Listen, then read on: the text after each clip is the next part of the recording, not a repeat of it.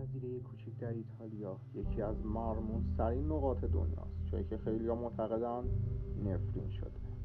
نامش پالیاست، جزیره میان ونیز و لیدو. در قرن 17 وقتی طاعون اروپا را در بر گرفت، هزاران بیمار به اینجا منتقل شدند.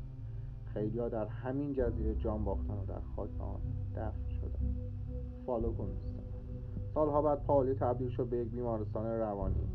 بیمارانی که به این جزیره می آمدند دیگر خیلی وقتا دیده نمی شدند. گزارش‌هایی از درمان‌های خشن، آزمایش‌های عجیب و حتی ناپدید شدن افراد نام این جزیره را از همیشه تاریک‌تر کرد. امروز ساختمان‌های خالی، راهروهای متروک و سکوت سنگین پاولی حس عجیب ایجاد می‌کنند. بعضی‌ها می‌گویند شب‌ها از خرابه‌ها صداهایی می‌شنوند، صداهایی که هیچ کس توضیحی برایشان ندارد. این تاریخ واقعی جزیره پاولی است، جایی که مرز بین افسانه و حقیقت مخفی شود. من مستر پژمانم، دنیا رو جور دیگه‌ای نشونت میدم.